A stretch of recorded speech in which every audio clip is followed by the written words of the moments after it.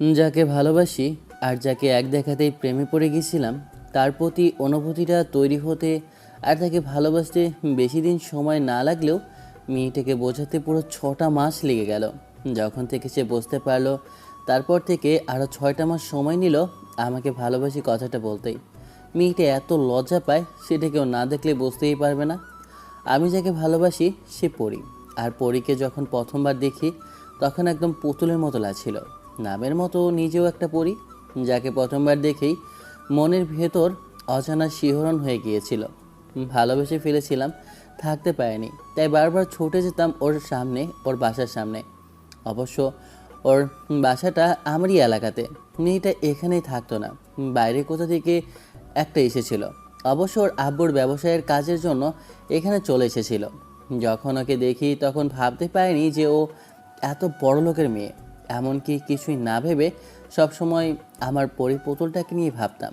শুধু একদিন বন্ধুরা যখন জিজ্ঞেস করলো কাকে পছন্দ করি কি না, কিংবা এত চিন্তা করি কি, এত ভাবি কী জন্য, একাই হাসি, একা একাই বিড়বিড় করি, আরও কত কত কথা।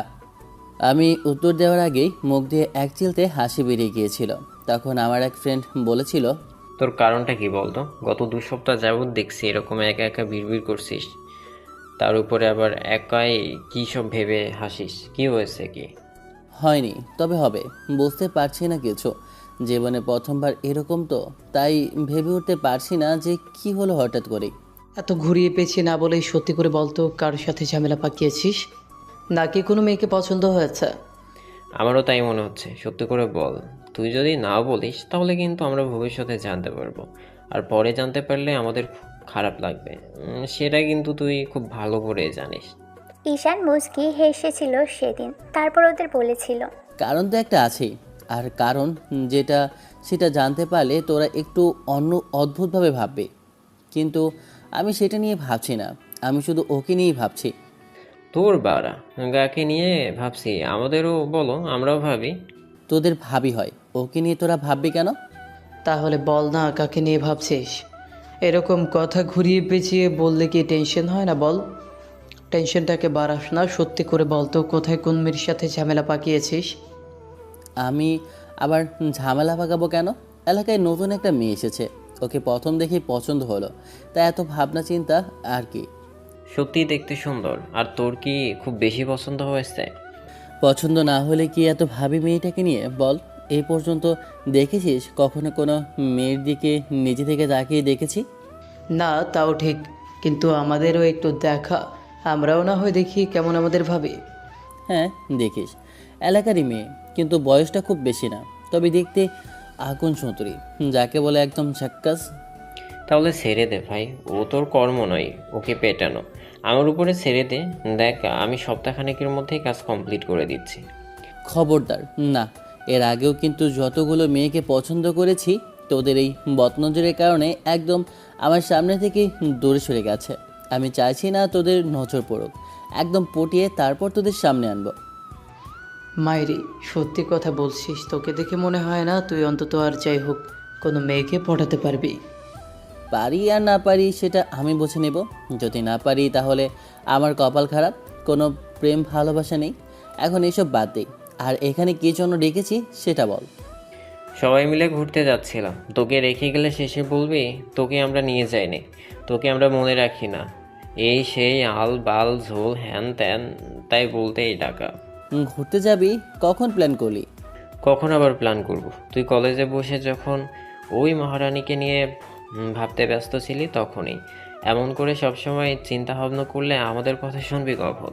ঠিক আছে, কাল কল করিস যখন যাস। এমন করেই কিছুদিন কেটে গেল। তারপর যখন ঈশান মেয়েটার সাথে কথা বলার জন্য ডাকে, মেয়েটা ভয়ে ওর থেকে দূরে সরে যায়, বারবার ইগনোর করে। ঈশানের কেন জানি মনে হতো মেয়েটা ওকে পছন্দ করা তো দূরে থাক, ওর জন্য ওর অন্য কোথাও সম্পর্ক আছে, না হলে এরকম ভয় পাবার কথাই নয় তো। ঈশান প্রতিনিয়ত মেয়েটাকে ফলো করছিল, আর মেয়েটা ততই ওর থেকে দূরে সরে যাচ্ছিল। শেষে একদিন সন্ধ্যার মুখে যখন মেয়েটা প্রাইভেট পড়ে বাসায় ফিরছিল, তখন ঈশান ওর রিকশার সামনে এসে দাঁড়ায়। এলাকা থেকে কিছুটা দূরে দাঁড়াতেই দেখে মেয়েটা একটা রিক্সা করে আসছে। ঈশান রিক্সাওয়ালা মামাকে দাঁড় করিয়ে বলতে আরম্ভ করে। এই মামা, তুমি যাও, আমার ওনার সাথে একটু কথা আছে। আমি ওনাকে বাসায় পৌঁছে দেব। তুমি যাও, ওনার বাসা আমার এলাকাতেই। রিক্সাওয়ালা মাথা নেড়ে হ্যাঁ সূচক উত্তর দিল। ঈশান ঈশান ওনার ভাড়া দিয়ে নিলে তখন মেয়েটা বারণ করলো। তখন ঈশান একটু মুচকি হেসে বলল, কোনো ব্যাপার না, এখন চুপচাপ আমার সাথে চলো। আমার যতক্ষণ কথা শেষ না হবে ততক্ষণ পর্যন্ত আমাকে যদি ইগনোর করো তাহলে সেটার ফল কিন্তু তোমার জন্য ভালো হবে না। এই মেয়ে, তোমার তো ভয় কিসের বলো তো? ঈশান রিক্সাওয়ালাকে টাকাটা দিতেই ভদ্রলোক চলে গেলেন। ঈশান মেয়েটার পাশাপাশি এসে দাঁড়ালো। ওর চোখে চোখ রাখলো না, কারণ মেয়েটা লজ্জা পায় আর ভয়ে ওকে কিছু বলতেও পারে না। তাই ঈশান নিজেই বুড়ির পাশাপাশি হাঁটতে হাঁটতে বলতে লাগলো। মেয়েটা কেমন করে যেন তাকালো। ঈশান সাথে সাথে একটু হেসে বলতে লাগলো, এত লজ্জা পাচ্ছ কেন? আমি তো তোমাকে কিছু বলছি না পরি। তোমাকে আমি জাস্ট কিছু কথা জিজ্ঞেস করব। আর সবচেয়ে বড় কথা, আমরা একই এলাকাতে থাকি। তুমি জানো, তোমার জায়গায় অন্য কোনো মেয়ে হলে এতদিন আমার সাথে কথা নিজে থেকে এসে বলতো। তাহলে তুমি কেন এত ভয় পাচ্ছ? না, মানে আমি ছেলেদের সাথে তেমন করে কথা বলি না। এটা কি শুধু আমার ক্ষেত্রেই, নাকি অন্য কেউ থাকলেও তার ক্ষেত্রেও একই কথা বলতে? না, মানে আসলে তোমাকে দেখি সবসময় হাসি খুশি। তবে আমি যখন তোমার সামনে আসি, কথা বলার চেষ্টা করি, দেখি তুমি আমার থেকে দৌড়ে পালাও। এটা কি খুব বেশি ভালো দেখাই পড়ি? একই এলাকায় থাকি, বন্ধুত্ব করতেই পারি আমরা। আমি তো তোমাকে প্রেমের প্রস্তাব দেইনি, তাহলে আগে এত ভয় পাচ্ছ কেন মেয়ে? তার মানে আপনি আমায় পছন্দ করেন না? কেন, আমি কখনো তোমাকে বলেছি আমি তোমাকে পছন্দ করি? না, ঠিক তা না। আসলে আমি ভেবেছিলাম যে আপনি... পছন্দ করি, তাই তো। আর পছন্দ করলে সেটা বলার সময়ই সুযোগ কি তুমি কখনো দিয়েছো? আমাকে দেখলেই কেমন দৌড়ে পালাও, মনে হয় আমি তোমাকে খেয়ে ফেলবো। এমন একটা ভয় তোমার মধ্যে আমাকে নিয়ে। কি এত সমস্যা তোমার আমার সাথে কথা বলতে?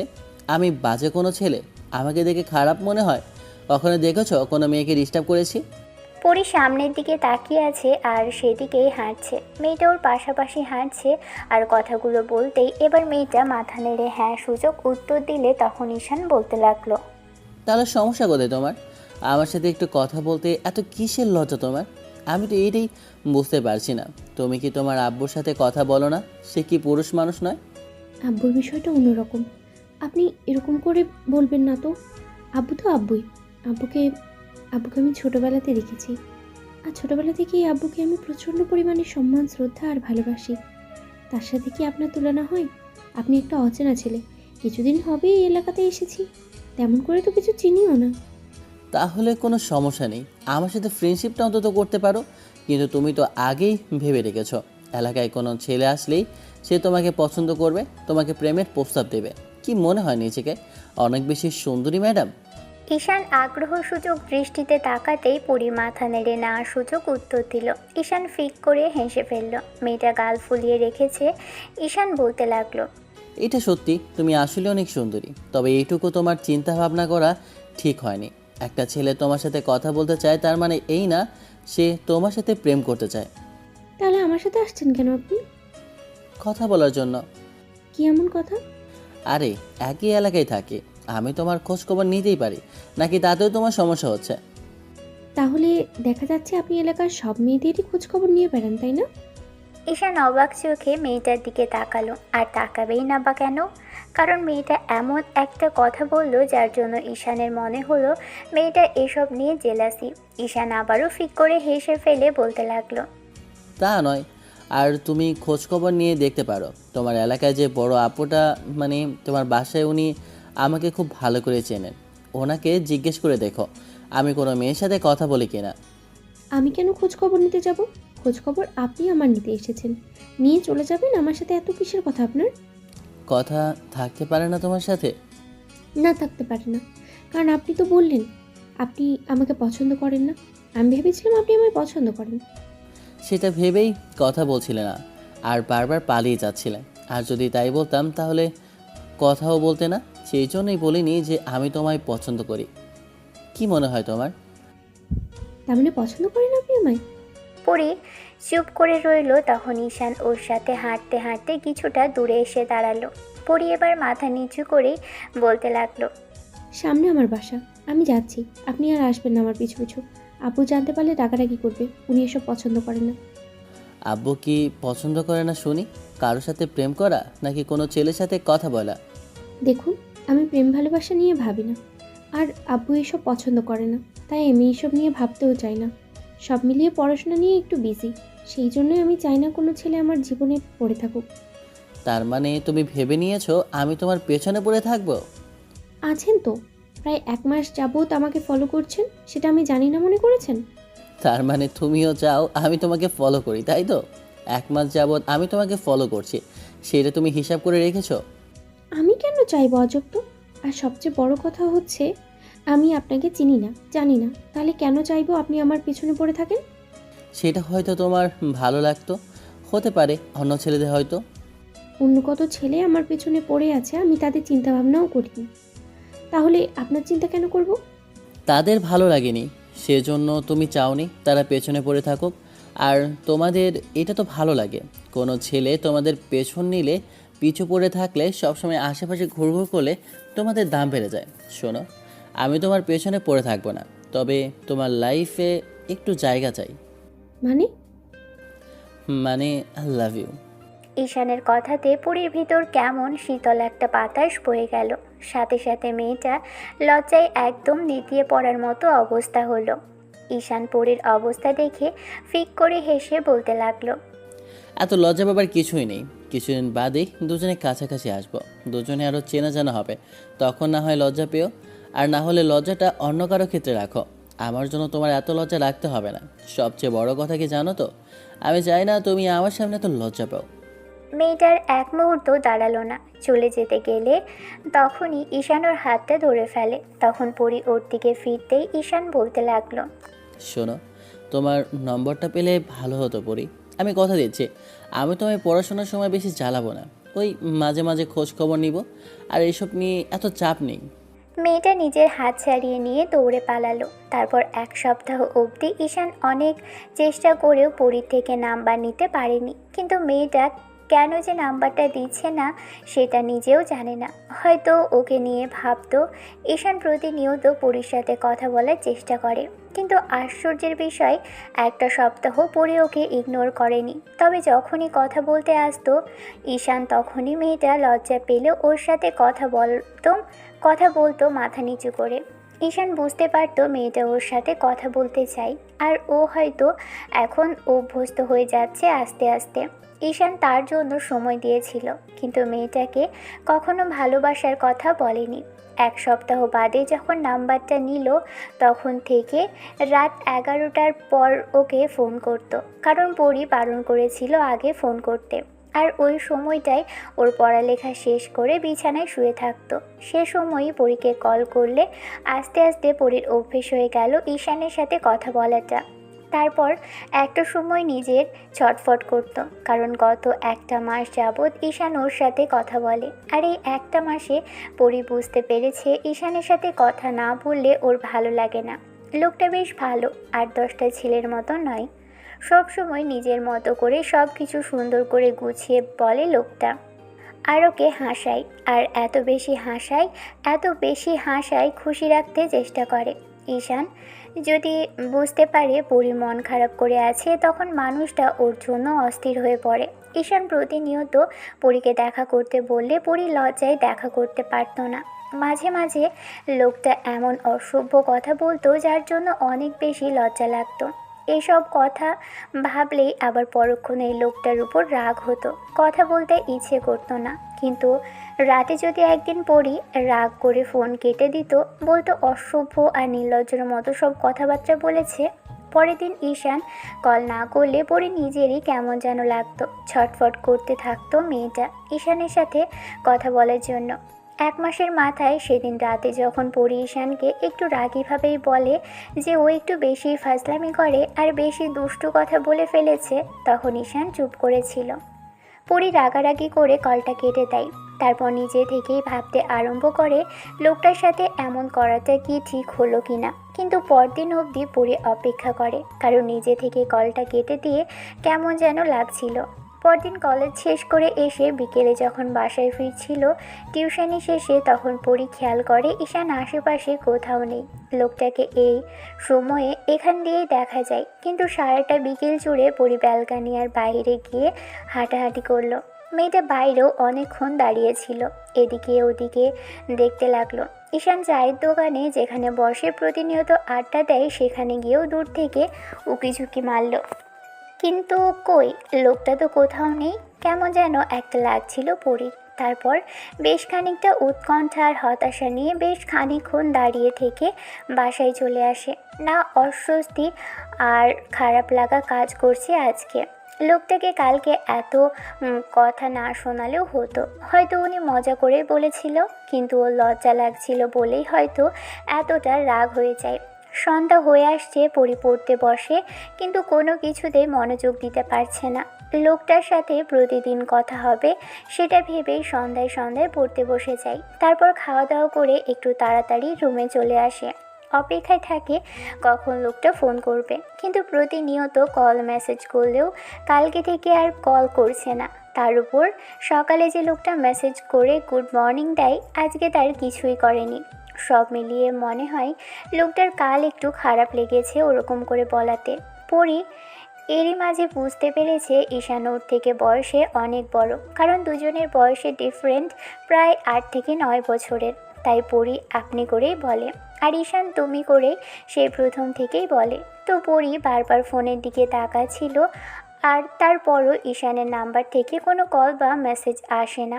আর রাত 12টা বেজে গেলেও পরি ব্যালকানিতে গিয়ে দাঁড়াচ্ছিল, আবার রুমে আসছিল, একবার এদিক তো আবার ওদিকে যাচ্ছিল। তারপরও যখন কল আসলো না, তখন পরি এক প্রকার নিজেই বিরক্ত নিয়ে ভাবতে আরম্ভ করলো। উনি কল দিচ্ছে না তাতে কি, আমি তো দিতে পারি, তাহলে দিচ্ছে না কেন? তাহলে কি উনি ঠিকই বলেছেন আমি কল করলে আমার দাম কমে যাবে? সেজন্যই নাকি আমার অহংকারটা একটু বেশি, তাই? পরি নিজে নিজেই ভেবে তাড়াহুড়ো করে এসে বেডে বসলো। তারপর ঈশানের নাম্বারে কল করলো। কয়েকবার বাজতেই লোকটা ফোন রিসিভ করে। ওপাশ থেকে সালাম দিতেই পরি উত্তর দিল। উত্তর দিয়ে চুপ করে রইল পরি। এদিকে ঈশানও চুপ করে আছে দেখে পরি বেশ খানিকটা উৎকণ্ঠা নিয়ে বলতে লাগলো। কথা বলছেন না কেন? কি সমস্যা আপনার? আপনি কল করেছেন না, মেসেজ দিচ্ছেন না, তার উপরে কালকে থেকেই আপনার কোনো খোঁজ খবর নেই, এলাকাতে কোথাও দেখাও যায় না আপনাকে। কি হয়েছে বলেন তো? কোনো সমস্যা হয়েছে কি? পরি একবারে কথাগুলো বলে জোরে জোরে নিঃশ্বাস নিতে লাগলো। ঈশান আরও একটু চুপ করে থেকে বলতে লাগলো। না, তেমন কিছু না। আসলে কালকে তোমাকে ওইভাবে কথাগুলো আমার বলা ঠিক হয়নি। তুমি আমার থেকে বয়সে জুনিয়র, আর আমাদের মাঝে কোনো সম্পর্ক নেই। তোমার বয়ফ্রেন্ড হলে না হয় বলা যেত। আর মাঝখানে আমি কয়েকবার নিজেই খেয়াল করেছি আমি এসব কথা বলে তুমি লজ্জা পাও। আমাদের মাঝে এমন কোনো সম্পর্ক নেই যেগুলো বলে তুমি খুশি হবে কিংবা লজ্জা পেয়ে আর আমার সাথে কথা বলা বন্ধ করবে না। আমার ভুল ছিল পরি, তার জন্য আই এম সরি। আমি চেষ্টা করেছি, এরপর থেকে আর বলবো না। তার মানে কি বলতে চাইছেন আপনি? না, মানে বলতে চাইছিলাম, আমি দেখেছি যে আমি কল করলে তুমি বিরক্ত ফিল করো, কথা বলো না, কেমন যেন সবসময় লজ্জা পাও। সেজন্য ভাবছি যে তোমাকে আর বিরক্ত করব না। তোমাকে কয়েকদিন খুব বেশি বিরক্ত করার জন্য আমি ঈশানের কথাতে পরি চোখে পানি টলমল করে উঠল। মেয়েটা কিছু বলতেও পারছে না। তারপর ঈশান কথাগুলো শেষ করার আগেই পরি গলাটা ধরে আসছিল। ও বেশ খানিকটা ধরে আসা কণ্ঠে বলতে লাগলো। এতগুলো দিন কথা বলছি, আমি তো আপনাকে কখনো বলিনি আপনি আমাকে ডিস্টার্ব করছেন। আপনার কথাতে আমার বিরক্ত লাগে। আমি একবারও বলেছি, আপনি এমন কেন ভাবলেন? না, মানে আসলে কালকে বললে যে আমি অসভ্যর মতো সবসময় কথাবার্তা বলি। ছেলেরা একটু অসভ্য বেশি হয়। আর আমি জানি, খেয়াল করেছো, আমি নিজের মুখটাকে আজকাল কন্ট্রোল করতে পারছি না। আর তার উপর তোমার সাথে আমার না কোনো সম্পর্ক আছে। নেই, তাতে কি হয়েছে? ফ্রেন্ডশিপ তো হতে পারে। তাছাড়া আপনি এমন করে বলছেন কেন? দেখেন, এই কথা আর বলবেন না। আপনি আমাকে রোজ কল করবেন। আমি জানি না কেন বলছি এই কথা, তারপরে আপনি কল করবেন। আপনার সাথে কথা বলতে আমার ভালো লাগে, সবসময় কথা বলতে ইচ্ছে করে। আপনি জানেন আমি সারাটা দিন শুধু আপনার কথাই ভেবেছি। আপনাকে কি করে বোঝাবো যে আমি রাস্তাঘাটে সব জায়গায় আপনাকে খুঁজেছি, আজ কোথাও পাইনি। জানেন কতটা টেনশন হচ্ছিল, মনে হচ্ছিল মাথাটা টেনশনে ফেটেই যাবে। আর আপনি কিনা চুপ করে আছেন, এখন আবার বলছেন আপনি আমাকে ডিস্টার্ব করা বন্ধ করে দেবেন। আমি চাই আপনি আমাকে এই ডিস্টার্বটুকু করেন। কিন্তু কেন চাও? আমি ভাবি একটা, তুমি ভাবো আরেকটা। এরকম হলে তো হয় না পরি। তুমি না প্রথমে বলতে তুমি চাও না কোনো ছেলে তোমাকে ডিস্টার্ব করুক, আর আজকে বলছো আমি যেন তোমাকে প্রতিনিয়ত ডিস্টার্ব করতে থাকি। আজ তোমার কেন মনে হলো আমি যেন ডিস্টার্ব করতে থাকি? এসব বাইরের কেউ দেখলে ভাববে আমি একটা ছেঁচড়া আর একটা লম্পট, সেজন্য তোমাকে প্রতিনিয়ত ডিস্টার্ব করি। তাহলে কেন করবো পরি? জানি না, আমি কিছু জানি না। আপনি আমাকে প্রতিনিয়ত কল করবেন, মেসেজ করবেন প্রতিদিনের মতো। আর যদি না করেন, আমি জানি না কি করব। আমার ভালো লাগছে না কিছু। আপনি কেন বুঝতে পারছেন না? আপনার সাথে কথা বলাটা আমার অভ্যেসে দাঁড়িয়েছে। আপনার সাথে আমার কথা বলতেই হবে। তাই আমি জানি না আপনি কি করবেন। যেখানেই থাকেন আমাকে কল করবেন, রোজ একবার করে হলো। ওগুলোর লক্ষণ তো অন্যরকম পরি। তাহলে কি আমি যেটা ভাবছি সেটাই? কি ভাবছেন? পরি, এটা ভালোবাসার লক্ষণ, প্রেমে পড়ার লক্ষণ। আপনার যত সব বাজে বাজে কথা, এগুলো বাদ দিন তো। পরি, সত্যি করে বলো, আমি যেমন তোমাকে ফিল করি, ভালোবাসি, তুমিও কি তাই করো? আপনি না যাতা কী সব বলেন। আমাকে এসব লজ্জায় ফেলার চিন্তা ভাবনায় থাকেন, তাই না? আমি সিরিয়াস পড়ি, সত্যি করে বলো, সত্যি করে একবার বলো, ভালোবাসো কিনা? আচ্ছা, কথা দিয়েছি আমি তোমাকে আর লজ্জায় ফেলবো না কখনো। তুমি না চাইলে তোমার হাতটা পর্যন্ত ছুঁয়ে দেখবো না। কিন্তু আমাকে একটাবার বলো, আমি যা অপেক্ষা করতে পারছি না পড়ি, প্লিজ। পরি লজ্জায় কলটা কেটে দিল। ঈশান বুঝতে পারলো এটা পজিটিভ লক্ষণ, তাই বেশ কিছুক্ষণ চুপ করে থেকে একদম জ্বরের গতিতেই রুমে আসলো। তারপর মেয়েটাকে কল করলো। কয়েকবার বাজতেই মেয়েটা রিসিভ করলো। ওপাশ থেকে কেমন যেন জোরে জোরে নিঃশ্বাসের শব্দটাই আসছে। ঈশান এবার আলতো করে হেসে বলল, আই লাভ ইউ পড়ি, আই রিয়েলি লাভ ইউ। পরি দম বন্ধ হয়ে আসার উপক্রম। ছেলেটাকে বলতেও পারছে না যে এমন করে বললে ও লজ্জায় শেষ হয়ে যেতে ইচ্ছে করবে, মরে যেতে ইচ্ছে করবে। তার উপর আজকে যখন যতবার করে ছেলেটা এই কথাগুলো বলছে, ততবারই ওর কানগুলো যেন গরম হয়ে আসছে। পরি লজ্জায় গালগুলো লাল হয়ে আছে। এই মুহূর্তে সামনে থাকলে বোধহয় মরেই যেত, কিন্তু কিছু বলতেও পারছে না। কিছুক্ষণ চুপ করে থেকে ঘন ঘন নিঃশ্বাস নিল। তারপর ঈশান বলতে লাগলো, ওকে ওকে, রিল্যাক্স পড়ি, এত ভয় পেতে হবে না জানটা। আমি কথা দিচ্ছি, আমি তোমাকে এসব কথা বলে আর লজ্জায় ফেলবো না। তবে একটা কথা, আমি সত্যিই তোমায় খুব ভালোবাসি। আমাকে আর যাই হোক, অন্য আর 10টা ছেলের মতো ভেবে আমাকে তোমার পেছনে শুধু শুধু ঘুরিও না পড়ি। দিন শেষে আমিও তোমাকে চাই। এটা অস্বাভাবিকভাবে নয়, ভালোবেসে পেতে চাই, আর সেটা পবিত্রভাবে। আমি চাই না অপবিত্রভাবে তোমার হাতটাও ধরতে। কিন্তু তার জন্য তোমাকে যে আমি ভালোবাসতে হবে পড়ি, তাতেই আমি তোমার বাসায় আব্বু আম্মুকে নিয়ে যেতে পারবো। মেয়েটা কোনো কথা বলল না। অনেক চেষ্টার পরেও সেদিন পরি ঈশানকে আর হ্যাঁ বলে উত্তর দিল। শেষে ঈশান রাত 2টোর দিকে কল কাটতেই পরি শেষে ঘুমোতে পারল। পরদিন যখন ওর সাথে দেখা হলো, মেয়েটা লজ্জায় কেমন চুপ করেছিল। ঈশান পরির সাথে কথা বলতে বলতে এলাকায় আসলো। তারপর মেয়েটাকে বাসার সামনে পৌঁছে দিয়ে ঈশান চলে গেল। এমন করেই চলতে লাগলো দুজনের দিন। আর মাঝে বারবার ঈশানকে পরীকে জিজ্ঞেস করতো ওকে ভালোবাসে কিনা, কিন্তু মেয়েটা কেন জানি বলতো না। অন্যদিকে ঈশান ওর মুখ থেকে শোনার জন্য অপেক্ষা করছে। ঈশান জানে পরি ওকে এখন ঠিক কতটুকু ফিল করে, আর ওকে যে এখন ভালোবাসে সেটা ঈশানের অজানাই কিছু নয়। তবে ঈশান চায় মেয়েটাকে সময় দিতে, যাতে লজ্জার শঙ্কাটা কাটে। এমন করেই সময় দিতে দিতে ঈশান পুরো 5টা মাস ওকে সময় দিয়েছে। শেষ 5ম মাসের মাথায় ঈশানের মনে হতে লাগলো এর পিছনে খামোখায় সময় নষ্ট করা। মেয়েটা ওকে যদি ভালোবাসতো তাহলে বলেই দিত। আগাগোড়ায় এই মেয়ের লজ্জা পাওয়ার স্বভাব, তাই এই হালটা ছেড়েই দিয়েছিল। প্রতিদিন ঈশান ওকে ইগনোর করতে লাগলো, আর এটাই চাইতো যদি পরি ভালোবেসে থাকে তাহলে যেন মেয়েটা নিজে থেকেই কথাগুলো বলে। কিন্তু না, মেয়েটা নিজের মতো করে লজ্জা পেয়ে যাচ্ছে। তাই ঈশান ওকে কল করা মেসেজ করা বন্ধ করে দিল। সব সময় ব্যস্ততা দেখাতো। পঞ্চম মাসের পুরো একটা সপ্তাহে এমন করে চলল। শেষে পরি বুঝতে পারলো যে ঈশান ওকে কেন ইগনোর করছে। হয়তো এখন আর ওকে ভালো লাগে না। এসব কথা ভাবছিল পরি, আর চোখ দিয়ে পানি পড়ছিল।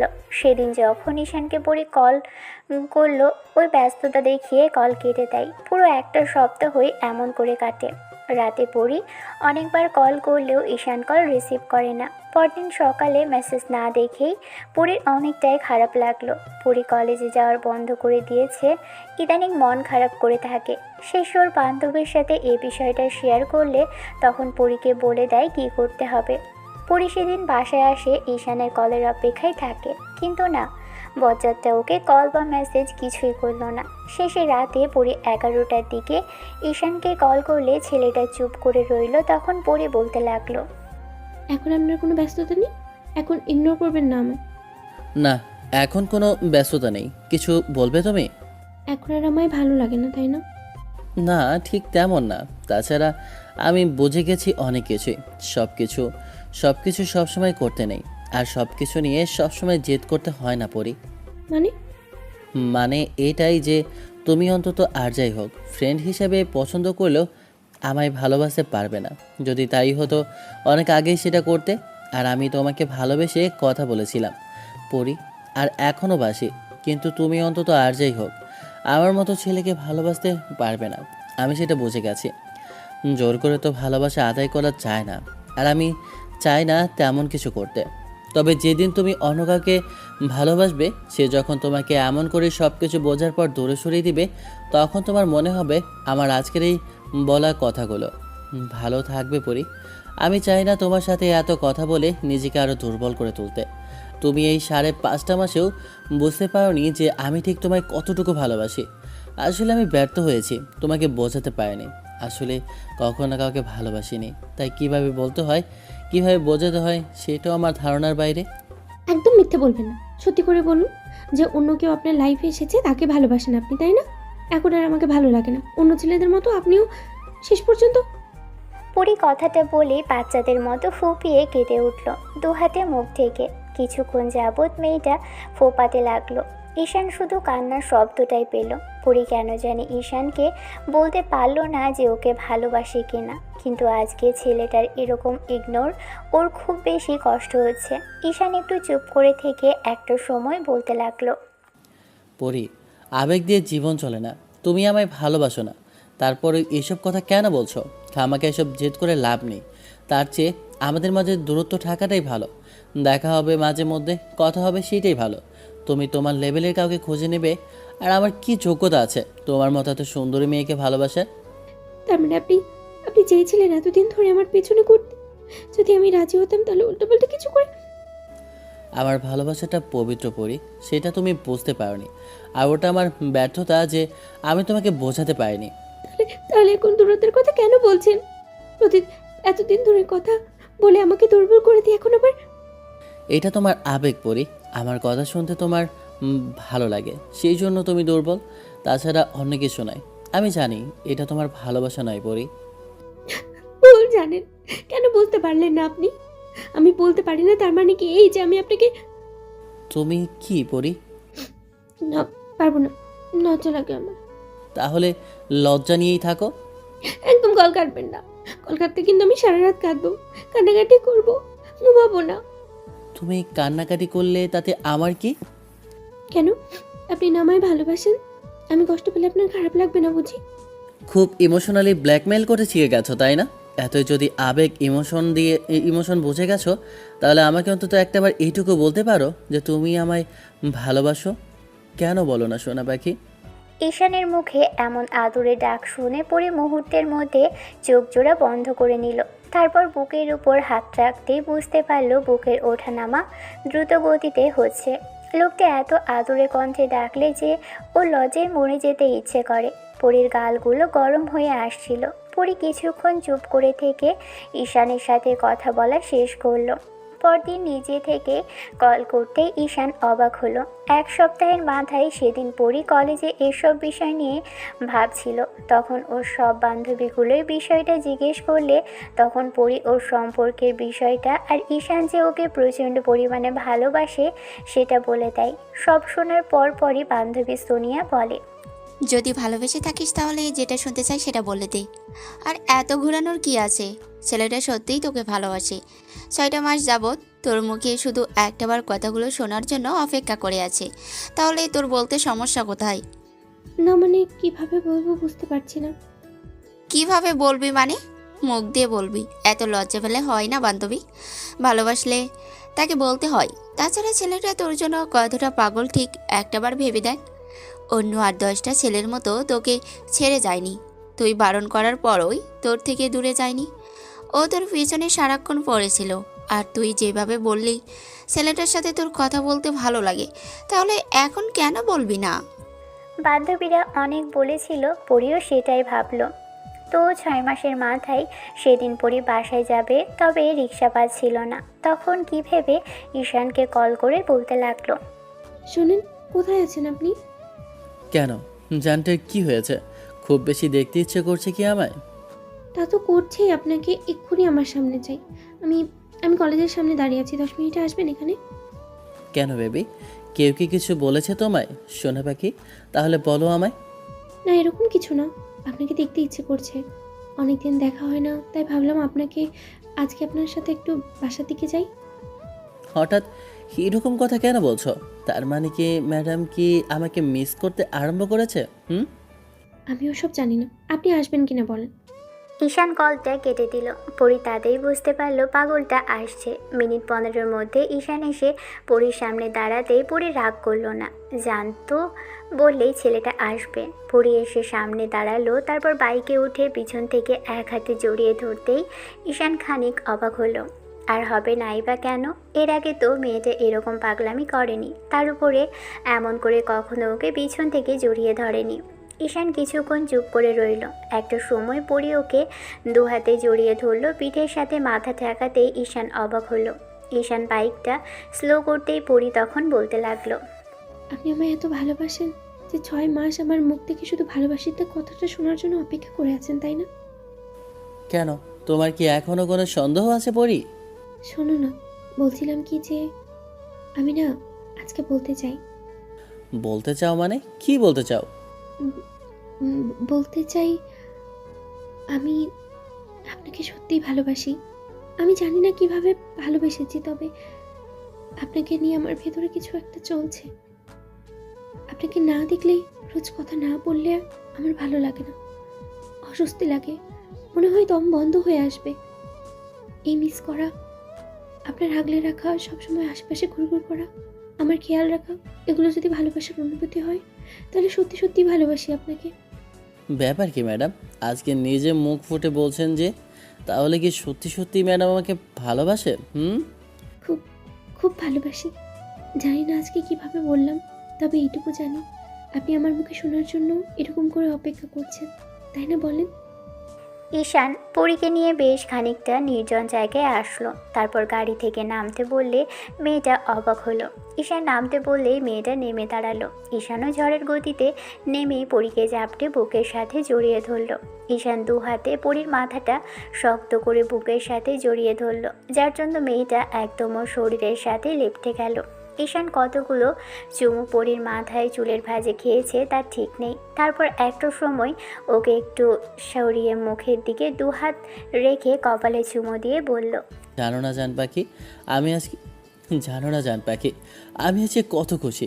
আমি জীবনের সবচেয়ে বেশি খুশি। তোমাকে নিজের করে পাবো কি না আমি জানি না, তুমি আমায় কতদিন ভালোবাসবে তাও জানি না, তবে তোমার মুখ থেকে যখন একবার ভালোবাসার কথা শুনেছি, আমি সারা জীবন তোমার সাথেই থাকতে চাই। আমিও না আপনাকে ছাড়া কিচ্ছু ভাবতে পারি না, বিশ্বাস করেন। আমার কিচ্ছু ভালো লাগে না, জানেন। সবসময় মনে হয় আপনার কাছেই থাকি, আপনার সাথেই কথা বলি। হবে জানটা, সবই হবে। আগে তুমি এক্সামটা শেষ করো, তারপর আমি বাসায় বিয়ের কথা বলবো। পরি হ্যাঁ সূচক উত্তর। ঈশান আবারও মেয়েটাকে বুকের সাথে জড়িয়ে ধরল। পরি প্রথমে চুপ করে থাকলেও একটু সময় দুহাতে নিজেও জড়িয়ে ধরে ঈশানকে। মাঝে কেটে গেল আরও 6টা মাস। এই 6টা মাসেই দুজনের সম্পর্কের উন্নতি হয়েছে। দুজনের মাঝে প্রেম ভালোবাসার সাথে বিশ্বাস তৈরি হয়েছে। মাঝে একটু রাগারাগি, দুষ্টু মিষ্টি খুনসুটি থাকলেও দুজনের মাঝে দূরত্বের সৃষ্টি হয়নি। ঈশান মাঝে মাঝেই পরীকে ট্রাই করার জন্য নিজে থেকেই কল করে না। আর 11টা 5 মিনিট বাজলেই মেয়েটা কল করে, কারণ ঠিক 11টায় ঈশানকে কল করে। 5 মিনিটের মধ্যেই যদি কল না করে তাহলে মেয়েটা নিজেই অস্থির হয়ে যায় ওর সাথে কথা বলার জন্য।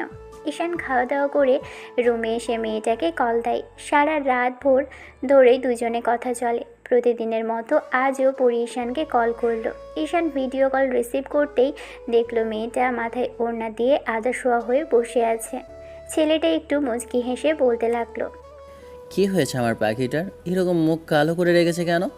দেখতে কিন্তু সুন্দর লাগছে না, তবে এই গোমরা মুখটা না ভালো লাগছে না জানটা। আপনার জানটা সবসময় সুন্দর দেখতে, কিন্তু আমার না মনে হয় না আমি আর আগের মতো সুন্দর আছি। কেন সোনা পাখি, এরকম কেন মনে হয়? আপনি আমায় আগের মতো আর ভালোবাসেন না। কেন এমনটা মনে হলো আমার বেবিটার? তাহলে এখন আর রাতে কল করেন না কেন? রোজই তো আমি কল করি। আমার কেন খোঁজ করতে হবে? হ্যাঁ, আপনার কি একটু আমার সাথে কথা বলতে মন চায় না? আমার কথা মনে পড়ে না? পরে তো বেবি, আসলে আমি দেখতে চাই যে তুমি আমাকে মনে রাখো কি না। কিন্তু আমি জানি আমার জানটা আমার জন্য সবসময় অপেক্ষা করে। যাই হোক, তুমি কল করা আর আমি কল করা একই কথা। এসব বাদ দিয়ে বলো, আমার জানটা রাতে খেয়েছে? হ্যাঁ, খেয়েছি। শোনেন না, আমার না বিয়ের পর রাতে বেলকনিতে আর না হলে ছাদে বসে দুজনে একসাথে পাশাপাশি বসে জ্যোৎস্না বিলাস করবো, কেমন? সেটা তো অবশ্যই। আমি থেকে থেকে আমার বউটাকে আদর করে দিব, কিন্তু একটু একটু দুষ্টমি করব। তখন তুমি চাইলেও বাধা দিতে পারবে না। আপনি তো খালি দুষ্টুমি করার ধান্দা, সবসময় এইসব বলে আমাকে লজ্জায় ফেলা, তাই না? হ্যাঁ, তা তো ফেলবই। 2 দিন পরের ঘটনা। সেদিন ঈশান কলেজ থেকে ফিরছিল, ঠিক তখনই পরির নাম্বার থেকে কল আসে। রিসিভ করতেই ওপাশ থেকে পরি বলতে লাগলো, শোনেন না, বলছিলাম কি, আব্বু বলছিল পাত্রপক্ষ নাকি আমাকে দেখতে আসবে। মানে কি পড়ি, এই মুহূর্তে পাত্রপক্ষ কেন? তুমি সবেমাত্র অনার্স ফার্স্ট ইয়ারে, এর মাঝখানে কিসের পাত্রপক্ষ? বেবি, তুমি না বললে পড়ালেখা শেষ না হওয়া অবধি বাসা থেকে বিয়ের কথা বলবে না? আমি জানি না, আব্বু আজকে হঠাৎ করে এসে বলল কালই পাত্রপক্ষ আসবে আমায় দেখতে। কি করব আমি বুঝতে পারছি না। আপনি প্লিজ কিছু একটা করেন না। কি করব? কেন আপনি আমায় ভালোবাসেন না? আপনি বিয়েটা ভাঙতে পারবেন না? ওদের তাড়িয়ে দিতে পারবেন না ওরা যদি আমাকে পছন্দ করে ফেলে? তুমি সুন্দরী একটা মেয়ে, তোমাকে যে কেউ পছন্দ করবে, এটাই স্বাভাবিক। অস্বাভাবিক কিছু তো নয় পরি। আমি কিচ্ছু জানি না। অন্য কোথাও বিয়ে করতে পারবো না। আমি অন্য কারোর সামনে বসবো না। আপনি আপনি কেন এমন করছেন? কেন বুঝতে চাইছেন না আমি আপনাকে ছাড়া অন্য কাউকে নিয়ে ভাবতে চাই না? কেউ আমার প্রশংসা করলে আপনি করবেন, আমাকে যদি কেউ আদর করে ভালোবাসে সেটাও আপনি করবেন। সবই বুঝতে পারছি, কিন্তু যখন বলেছিলাম না, যদি ভালোবাসা থেকে থাকে আর অতিরিক্ত মনে হয় যে আমাকে ছাড়া থাকতে পারবে না, তাহলে এইসব কথা যেন বাসায় বলা হয়। আমার কথা তোমাকে আব্বুর কাছে বলতে বলেছিলাম, বলেছিলে বেবি? না, সাহস হয়ে ওঠে। আপনি তো জানেন আমি আব্বুকে দেখে ঠিক কতটুকু ভয় পাই। এত ভয় পেলে হবে না। তুমি না বলো তোমার আব্বু তোমাকে অনেক ভালোবাসে? আচ্ছা, তুমি যদি ভয় পাও তাহলে বলতে হবে না, আমি বলি। পরি চুপ করে রইল। ঈশান কি বলবে জানে না। বাইকটা এক সাইডে দাঁড় করিয়ে তারপর বাইকের উপর বসেই বলতে লাগলো, সব কিছু নিয়েই সমস্যা, তাহলে চলো পালিয়ে গিয়ে বিয়ে করি। তারপর ফিরে আসার পর যদি কেউ না মানে, তখন খুব শীঘ্রই একটা বেবি নিয়ে নেব পরি। না না, পালিয়ে গিয়ে আমি বিয়ে করতে পারবো না। পালিয়ে গিয়ে বিয়ে করলে আব্বু আর কখনো আমার মুখটাও দেখবে না, কথাও বলবে না। আব্বু আমার একমাত্র মেয়ে হওয়ার পরে যদি এরকম কিছু করি তাহলে অনেক বেশি কষ্ট পাবে ওরা। বাসায় বলতে পারবে না, পালিয়ে যেতে পারবে না, বিয়েও করতে পারবে না, তাহলে কি করতে চাও? কি বলি? হ্যাঁ, আমি জানি না, আমি কিচ্ছু জানি না। আপনি আমায় ভালোবাসেন না, আপনি আমার বয়ফ্রেন্ড, পারবেন না ওদেরকে তাড়িয়ে দিতে? আপনি আপনি করুন না এইটুকু, তাহলে তো আর কোনো সমস্যা থাকে না। এমন করতেছেন কেন আমার সাথে? একবার না হয় ছেলে বউকে তাড়িয়ে দিলাম, বিয়েটা ভেঙে দিলাম, কিন্তু একটা কথা বলো তো, আজ বাদে কাল তো আবার কাউকে নিয়ে আসবে তোমার আব্বু, তাকেও কি এমন করে তাড়িয়ে দিব? একজন, দুজন, তিনজন, কয়জনকে তাড়াবো তুমি বলতে পারবে? বিয়ে ভাঙার কোনো রিজন নেই, তার উপর তুমিও বলতে পারছো না তোমার আব্বুকে। তুমি আর কতদিন আটকে রাখবে এভাবে? আমার দ্বারা সম্ভব কতদিন বলো? একদিন না একদিন তোমার আব্বু জানতেই পারবে, তার থেকে তুমি বলে দাও সবটা। মানুষের মুখ থেকে জানলে তাতে কষ্ট পাবে তোমার আব্বু, খারাপ লাগবে ওনার, তার থেকে তুমি বলে দাও, সেটাই ভালো হবে পরি। না, আমি পারবো না। আপনি কেন বুঝতে চাইছেন না যে আমার পক্ষে সম্ভব না এসব? সব কিছুতেই এত পারি না, এত পারবো না এসব বললে কি হয় পরি? ঠিক আছে, তোমাকে পারতে হবে না, তবে কাজ করো, যদি কিছু বলতেই না পারবে, যে ছেলে আসছে ওকে দেখে শুনে বিয়ে করে নাও, এটা তো পারবে পরি। তুমি এত বড় লোকের মেয়ে হয়ে যদি সাধারণ ঘরে আমার মতো একটা ছেলেকে বিয়ে করো, সেটা কেউ মানবে না।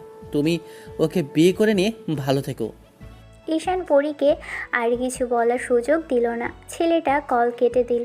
পরী বারবার ঈশানকে ফোন করে, তারপর নিজেই কান্নাকাটি করতে লাগলো। ছেলেটাকে কিছু বোঝাতে পারলো না, ওর দ্বারা এসব সম্ভব না। ঈশান চাইছিল পরী এই ভয়টার মধ্যে থেকে বেরিয়ে আসুক। ওর আব্বুকে কিছু বলতেও পারে না, আবার ঈশানকে ছাড়া থাকতেও পারে না, সেটা ভাবতেও পারে না।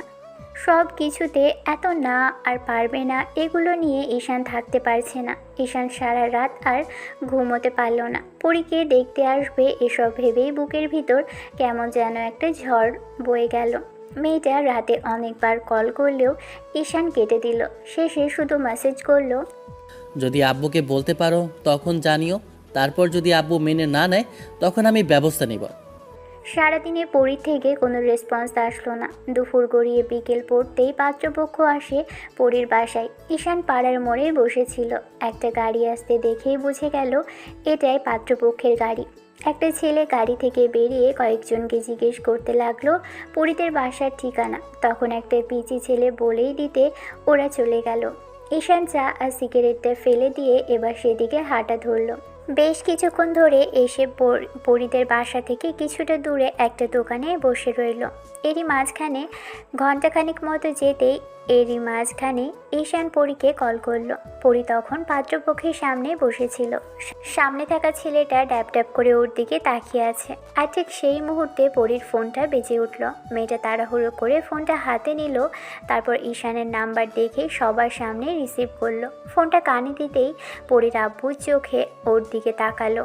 তখন পরী কিছু বলার আগেই ঈশান বলতে লাগলো, পাত্রপক্ষ পছন্দ করেছে তোমায় পরি? পরী চুপ করে রইল, মাথা নিচু করে আছে, চোখ দিয়ে পানি টপ টপ করছে। এত বড় দুঃসাহস পরী আগে কখনো দেখায়নি। পাত্রপক্ষের সামনেই আবার ফোন রিসিভ করেছে, তার উপর বয়ফ্রেন্ডের সাথে কথা বলছে। মেয়েটা কথা বলছে না দেখে ঈশান বেশ খানিকটা দীর্ঘ নিঃশ্বাস ফেলে বলতে লাগলো, ছেলেটা অনেক সুন্দর আছে, দেখে বোঝা গেল ছেলেটা অনেক প্রতিষ্ঠিত, তোমাকে ভালো লাগবে। যেহেতু আব্বুর কাছে আমার কথা বলতেও পারোনি, আর নিজে কাউকে ভালোবাসে সেটাও জানোনি, আর সবচেয়ে বড় কথা তুমি পালিয়ে যেতে পারবে না, কোনো কিছুই তোমার দ্বারা সম্ভব না। আব্বুকে ছেড়েও আসতে পারবে না, আব্বুর কথার বাইরেও যেতে পারবে না, সব মিলিয়ে একটা দোটানার মধ্যে আছো পরি। তুমি কনফিউজড পরি। দিন শেষে জোর করে আমি যদি তোমাকে বিয়ে করি, তখন তুমি বলবে যে তুমি এসব মানো না, আমার সাথে থাকতে চাও না, ভুল করে ভালোবেসে ফেলেছিলাম এত বড় একটা বাড়ির মেয়েকে। আর সবচেয়ে বড় কথা কি জানো তো, ভালোবাসাটা বলে কয়ে হয়নি, হয়ে গেছে। তারপরও তোমার চিন্তা ভাবনা আর চুপ করে থাকাটাই বলে দিচ্ছে তুমি কিছুই করতে পারবে না। তাই আমার পক্ষে সম্ভব না কিছু করা, কারণ আমি যদি তোমার জন্য কিছু করি কিংবা রিস্ক নেই, তুমি তোমার আব্বুর সামনে সেটা স্বীকার করতে পারবে না। যাই হোক, বিয়েটা করে নাও, ভালো থাকবে, দুদিন বাদেই বিয়ে করে নিয়ে সব ভুলে যেতে পারবে পরি। আমি পুরুষ মানুষ তো, সব কষ্ট সয়ে যাবে আমার। ঈশান কলটা কেটে দিল। পরী আরেক মুহূর্ত সেখানে দাঁড়াতে পারল না। আশেপাশে একবার তাকিয়ে থেকে ফোনটা ফেলে রেখে দৌড়ে বেরিয়ে আসলো। পরীর আব্বু হতবাক হয়ে গেলেন মেয়ের কাজে। ছেলেপক্ষ কিছু একটা বলতে গেলে ওদের বোঝালো যে ওয়াশরুমে যাচ্ছে। মেয়েটা দরজা দিয়ে বেরিয়ে বাইরে এসে দেখলো ঈশান চলে যাচ্ছে। পরী দৌড়ে আসলো, ঈশানের নাম ধরে কয়েকবার ডাকলো। ঈশান তারপরও দাঁড়াচ্ছে না। মেয়েটা দৌড়ে এসে পিছন থেকে জড়িয়ে ধরল।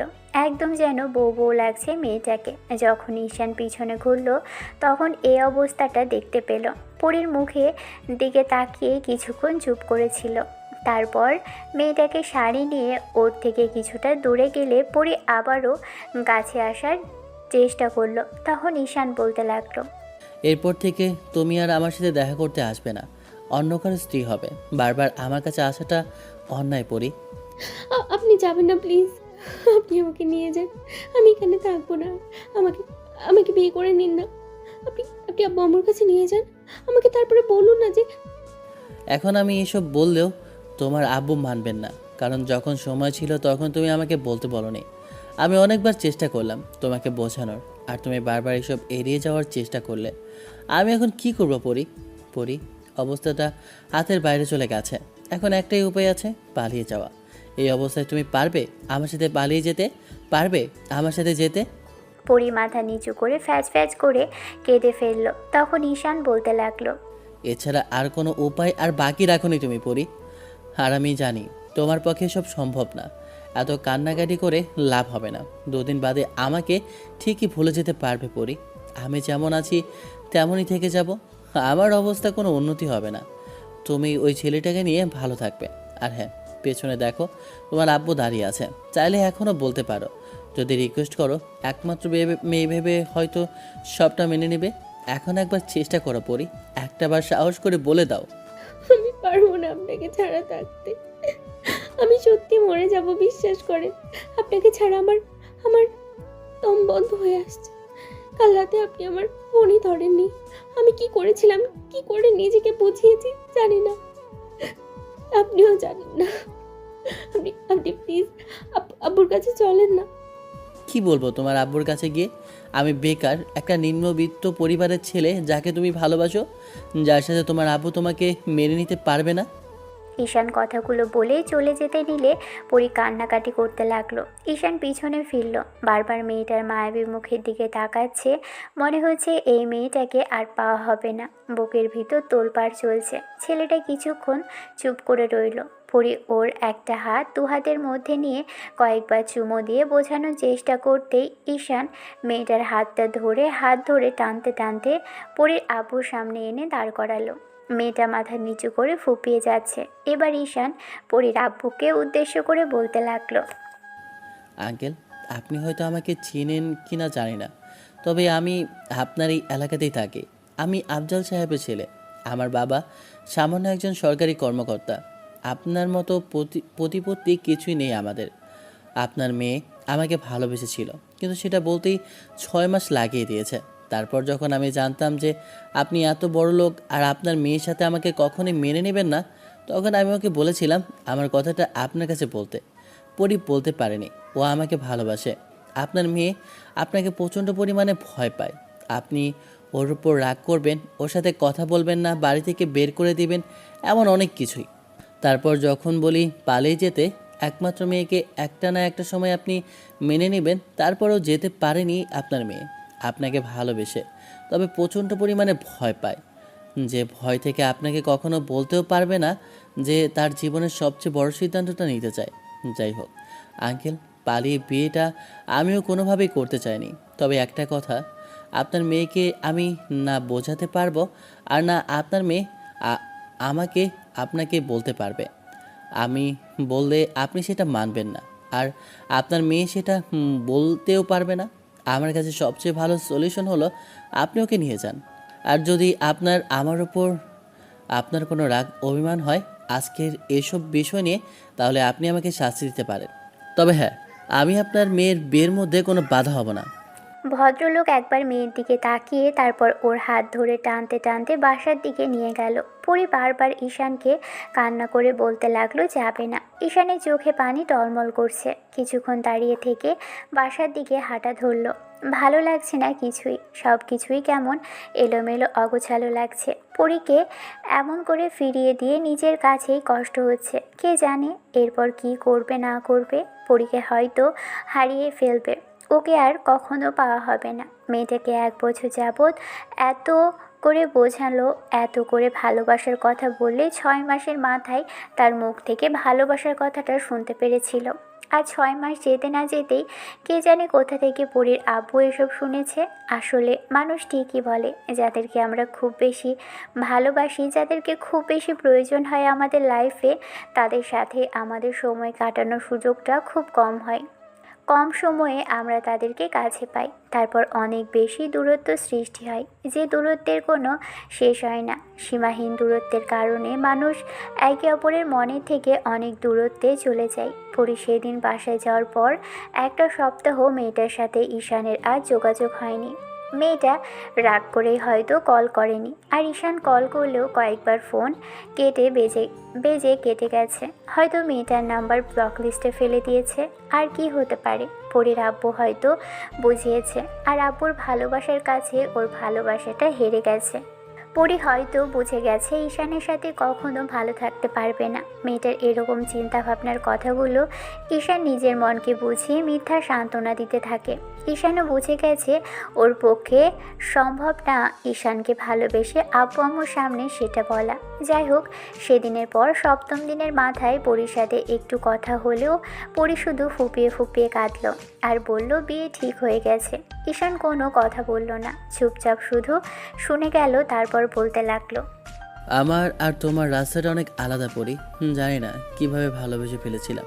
আমি ভেবেছিলাম তুমি বলতে পারবে, আর বলতে না পারলেও আমার হাত ধরে বেরিয়ে আসতে পারবে, কিন্তু এখন আর সেটা সম্ভব না। তুমি তোমার আব্বুর পছন্দে বিয়ে করে নাও পড়ি, অনেক ভালো থাকবে। আমাকে ভুলে যেও, যতবারও অভিযোগ অভিমান আমার প্রতি করো, তবে এটা ভেবো না যে আমার জায়গা তুমি অন্য কাউকে দিয়ে দিতে পারলেও আমি তোমার জায়গাটা অন্য কাউকে দিয়ে দিব। আবার তোমাকে পেলাম না বলে তোমার খারাপ চাইবো, তেমন ভালো আমি বাসিনি পড়ি। আমি জীবনের সবচেয়ে খুশি সেদিন ছিলাম যেদিন তোমার মুখ থেকে ভালোবাসার কথাটা শুনেছিলাম। আমি জীবনের সবচেয়ে বেশি দোয়া তোমার জন্যই করব, যেন তুমি অন্য কারোর সাথে ভালো থাকো, আর আমার মতো একটা কালো অধ্যায়কে ভুলে যেতে পারো, যে তোমার জীবনে এসে শুধু তোমাকে ক্ষণিকের ভালোবাসা ছাড়া আর কিছুই যেতে পারেনি। পড়ি, আমাদের লাইফে অনেকেই আসে, অনেকেই চলে যায়, তেমনি কেউ ভেবে আমাকে ভুলে যেও। আমি পারবো না ঈশান, আপনাকে আপনাকে ভুল। আমি আমি রাগ করে কি করবো বুঝতেও পারিনি। আমি আব্বুর সামনে বলতেও পারিনি যে বিয়েটা করবো না। আব্বু কিছুতেই মেনে নেবে না। আগে আগে কেন বললেন না আপনি আমাকে এতটা চান?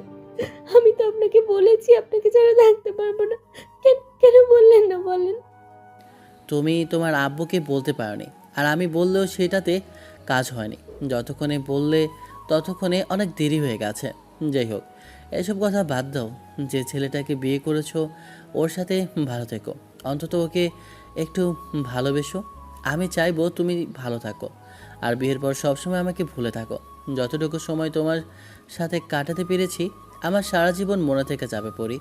তুমি আমার জীবনে প্রথম আর শেষ ভালোবাসা। তোমাকে ভুলে যাওয়া কিংবা তোমাকে মনে না রাখা এরকম কিছু হবে না পরি। যতটুকু ভালোবেসেছি তাতে আমার মনে হয় তোমার জন্য যথেষ্ট ছিল, তবে আমার সামর্থ্য ছিল না তোমাকে নিজের বুকের মাঝে লুকিয়ে রাখার, তাই হারালাম। আমি আমি আপনাকে ছাড়া থাকতে পারবো না ঈশান। আপনাকে ছাড়া আমার নিঃশ্বাসটা বন্ধ হয়ে আসবে। আপনি কেন বুঝতে চাইছেন না? আমি তোমাকে যে থাকতেই হবে পরি, এখন না পারো পরবর্তীতে তোমাকে আমার ভুলতেই হবে। যাকে বর্তমানে পেয়েছো তাকে ধরে তোমাকে বাঁচতে হবে। আমার কথা চিন্তা করে নিজেকে কষ্ট দিও না। আর হ্যাঁ, আজ বাদে কাল সংসার, স্বামী আর নতুন পরিবারের মানুষগুলোর ভালোবাসা সব কিছু ভুলে যাবে এমনিতেই, আর আমাকে মনে থাকবে না। একই এলাকাতে থাকার দরুন পরীর বাসায় ঈশানদের ইনভাইট করা হলো। তার উপর আবার এত বড় লোকের মেয়ে বলে পরীর বিয়েতে ঈশানের ইনভাইট পড়ল। ঈশানের আব্বু আম্মু এইসব বিষয় জানেই না যে পরী ঈশানকে আর ঈশান পরীকে ভালোবাসতো। এমনকি এলাকায় বন্ধুদেরও ইনভাইট করা হয়েছে। ঈশান ভাবছে বিয়েতে যাবে কিনা, আবার পরক্ষণে মনে হয় প্রেয়সীকে সামনে থেকে এক নজর বউ সাজে দেখার ইচ্ছেটা কখনোই হয়তো আর পূরণ হবে না। আজকে শেষবারের মতো একটাবার দেখে আসবে, আর জীবনে কখনো দেখা হবে কিনা কিংবা ভালোবাসার কথা বলার মতো সুযোগ পাবে কিনা সেটা জানে না, তবে সামনে থেকে মেয়েটাকে একবার খুব বেশি দেখতে ইচ্ছে করছে, বুকে জড়িয়ে নিতে। আর সারা জীবন আগলে রাখার মতো কোনো সুযোগ হয়তো আর হবে না। ঈশানের মনে হচ্ছে কোথা থেকে কী সব হয়ে গেল। না জানি কে ওদের নামে কিসব উল্টাপাল্টা বলেছে, যার জন্য পরীর আপু রেগে গিয়ে মেয়ের বিয়েটা অন্য কোথাও ঠিক করে দিয়েছে। ঈশান দুপুরের দিকে ওর বন্ধুদের সাথে পরীর বাসায় চলে আসে। খেতে ইচ্ছে করছিল না, তারপরও কোনো রকমে বন্ধুদের জোর জবরদস্তিতে একটু খেয়ে এলো। তারপর ছেলেটা উঠে এক সাইডে গিয়ে সিগারেট ধরিয়ে খেলো। এরই মাঝে ঈশানের আব্বু আম্মু এসে খাওয়া দাওয়ার পর্ব মিটিয়ে কথা বলে ওরা ভিতরের দিকে চলে গেছে। ঈশান এক সাইডে দাঁড়িয়ে আছে মুখে হাত দিয়ে। বন্ধুরা নানান কথা বলে সান্ত্বনা দিচ্ছে, আর ঈশান শুধু হ্যাঁ বা না বলে উত্তর দিচ্ছে। চুপ করে থাকা ছাড়া আজকে যে আর কিছুই করার নেই। মেয়েটার এত ভয়, ভীতি আর সংকটের কারণেই যে আজকে ওকে হারাতে হচ্ছে। ঈশান পারত ওর আব্বুর সামনে বিয়ের কথাটা বলতে, যেখানে মেয়েটা নিজেই চায়নি। ঈশান অনেকক্ষণ দাঁড়িয়ে আছে। এরই মাঝে হট্টগোলের শব্দে বোঝা গেল বর এসেছে। বর আসার পর আরও 1 ঘন্টা কাটলো। ঈশান এখনও সেখানেই দাঁড়িয়েছিল। তারপরও খাওয়া দাওয়া আর বাদবাকি কাজকর্ম মিটে গেলে বর আর বউকে এক জায়গায় আনার কথা বলা বলি করতে লাগলো সবাই। কিন্তু বিয়ে মনে হয় একটু বেশি তাড়াতাড়ি হচ্ছে। ঈশানের বুকের ভিতরটা ধুকপুক করতে লাগলো। যতই সময়টা এগিয়ে আসছে ততই মনে হচ্ছে নিঃশ্বাসটা খুব কষ্টে ভিতর থেকে বেরিয়ে আসছে। শেষে উপায়ন্তর না পেয়ে একটা জায়গায় ধপ করে বসে পড়ল। মিনিট 5 পরেই পরীকে কয়েকটা কাজিন নিয়ে আসলো। মেয়েটাকে অসম্ভব রকমের সুন্দর লাগছে আজকে। সুন্দর বললে শুধু সৌন্দর্যের অবমাননা করা হবে। যে কোনো মেয়ের সৌন্দর্যের কাছে একদম তুচ্ছ। ঈশান কিছুক্ষণ ধরে মনোযোগ সহকারে মেয়েটাকে দেখলো। হালকা মেকআপের প্রলেপে যেন আরও বেশি মায়াবী সুন্দরী লাগছে। ঈশান আর বসে থাকতে পারল না, দাঁড়িয়ে পড়ল। সাথে সাথে দূরে দাঁড়িয়ে থাকা মানুষটার সাথে পরী চোখাচোখি হলো। পরীর বুকের ভিতরটা ধক করে উঠল।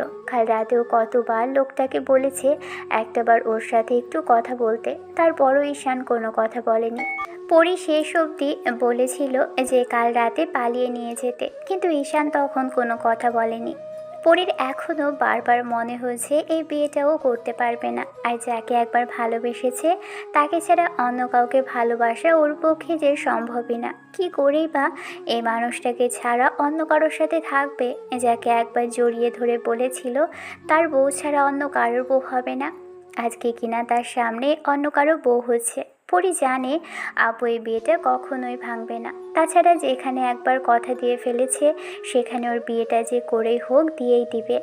মিনিট 20 মধ্যেই কাজের সব কাজকর্ম শুরু করলো। ঈশান সেখানে এখনও দাঁড়ানো, ফ্যাল করে তাকিয়ে রইল। অন্যদিকে পরী অসহায়ভাবে ওর দিকে চেয়ে আছে। মেয়েটার চোখের কোণ বেয়ে অশ্রু গড়িয়ে পড়ছে। এই অসহায় চোখ জোড়াও হয়তো ঈশানকে কিছু একটা বোঝাতে চাইছে। শেষবারের মতো দেখার এক আকাঙ্ক্ষা তাকে তীব্রভাবে দেখে নিয়েছে। কাজে সব কাজকর্ম শেষ করে যখন পরীকে কবুল বলতে বলল, তখন মেয়েটা চুপচাপ বসে থেকে হাত দুটো মোচড়াচ্ছে। হাতে কলম দেওয়ার চেষ্টা করলেই মেয়েটা নিল না, শুধু মাথা নিচু করে রইল। ঈশান ওর দিকে তাকাতে পারছে না। পরীর আব্বু এসে পাশে দাঁড়ালো। মেয়েকে যখনই ভদ্রলোক কিছু বলতে যাবে তার আগেই পরী একবার সামনের দিকে তাকালো। তারপর হুটহাট করেই কেমন যেন ঢলে স্টেজের মধ্যে এলোমেলো হয়ে পড়ে গেল। সাথে সাথেই পরীর আব্বু ওর কাছে বসে পড়ে। অন্যদিকে ঈশানের বুকের ভিতর থেকে বেরিয়ে আসলো হতাশা আর এক আকাশ পরিমাণ না পাওয়া যন্ত্রণার নিঃশ্বাস।